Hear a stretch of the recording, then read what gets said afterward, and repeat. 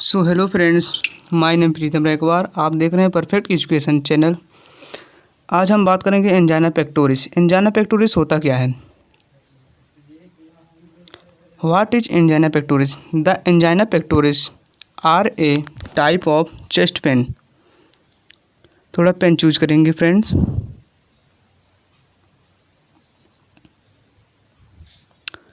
The angina pectoris type of chest pain. Chest pain मतलब हमारे सीने में जो दर्द होता है, अगर कंटिन्यू बना रहता है, क्रोनिक होता है, तो उसे हम एंजाइना पेक्टोरिस बोल सकते हैं।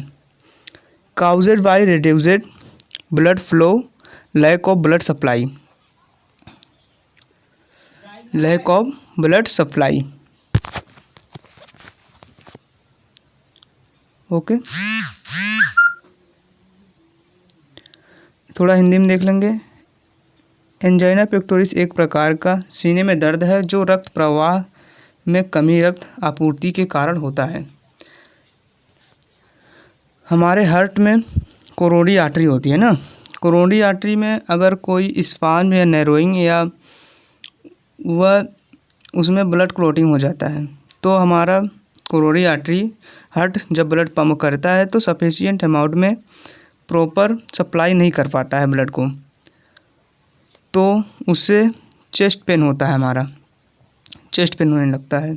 उसी को हम एंजाइना पेक्टोरिस के नाम से जानते हैं। अब नेक्स्ट हम देखेंगे कारण क्या है, एंजाइना पेक्टोरिस क्यों हो रहा है, इसकी ईटियोलॉजी देखेंगे हम। ईटियोलॉजी में मेन कॉज है इसका कोरोनरी आर्टरी डिजीज़। अगर हमारे कोरोनरी आर्टरी डिजीज़ में कुछ हुआ है, कोरोनरी आर्टरी में अगर हमारे कोई डिजीज़ है तो हमें एंजाइना पेक्टोरिस हो सकता है। ये हमारा हार्ट है, heart muscles myocardium. The main cause of angina pectoris, first है कोरोनरी आर्टरी डिजीज, हृदय की धमनी का रोग। नैरोइंग कोरोनरी आर्टरी, नैरोइंग मतलब सिकुड़ जाना, जैसे ये हमारी धमनी है ना, यह आपस में दोनों मिल करके सिकुड़ जाए, आपस में एक हो जाए, तो ब्लड सप्लाई नहीं हो पाएगा हमारे हार्ट को, तो हमारा चेस्ट पेन होने लगेगा। इसका कारण ये भी हो सकता है spasm of coronary artery. Spasm मतलब मरोड़ हो जाना, जैसे ये कोरोनरी आर्टरी हमारी है,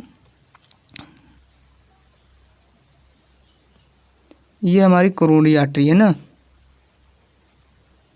यह स्पाज्म मतलब मरोड़ हो जाए, आपस में मिल जाए, मरोड़ आपस में मिल जाए ना, तो ब्लड सप्लाई नहीं होगी तो एंजाइना पेक्टोरिस हो जाएगा, पेन होने लगेगा हमें। प्लेक्यू कोरोनरी आर्टरी, प्लेक्यू मतलब जैसे क्लोटिंग नहीं हो जाता है, कुछ कोलेस्ट्रॉल, लिपिड्स, फैटी चीज़ हम लोग खाते हैं, ईट करते हैं, तो ब्लड सप्लाई नहीं होता तो पेन होने लगता है चेस्ट।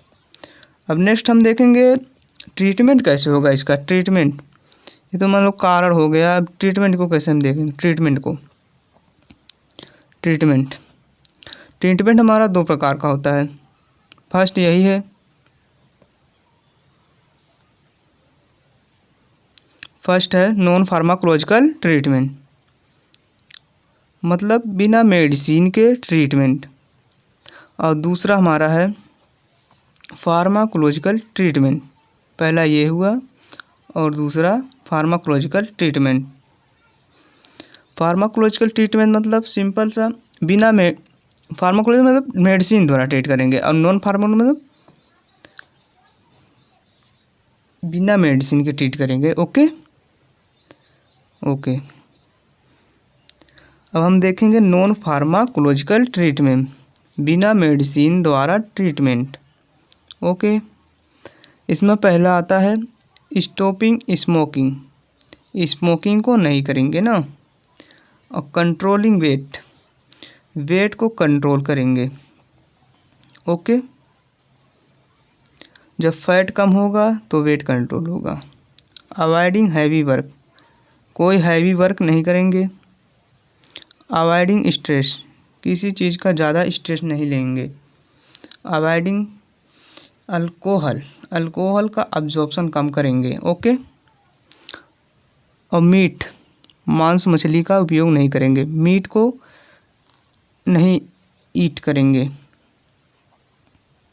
वरना हमारा लिपिड कोलेस्ट्रॉल लेवल बढ़ेगा तो ब्लड सप्लाई नहीं हो पाएगा।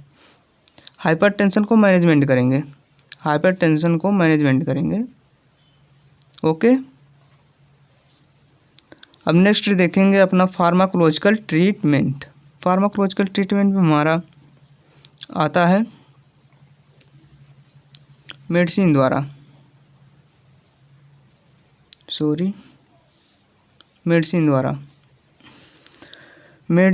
पहला मेडिसिन हमारा जो है नाइट्रेट में नाइट्रोग्लिसरीन आइसोसोर्बाइड डेनिट्रेट आता है।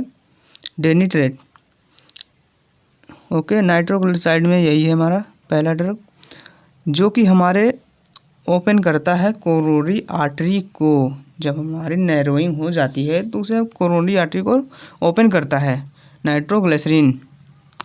ओके। और दूसरा ड्रग हम देंगे बीटा ब्लॉकर में एटनेनॉल, प्रोपनेनॉल और मेटाप्रालोल आता है। एटनेनॉल जैसे यहाँ पर है, एक मेडिसिन हमने लगा दिया है। और कैल्शियम चैनल ब्लॉकर में अम्लोडिपिन, निफिडिपिन, वेरापेमिल आता है। 3 ड्रग आते हैं।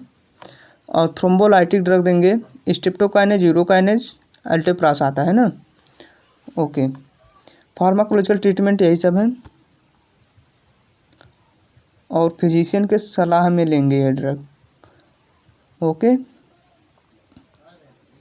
ये रहा यूट्यूब चैनल मेरा, इसको सब्सक्राइब करें, लाइक करें एंड बेल आइकन दबाना ना भूलें।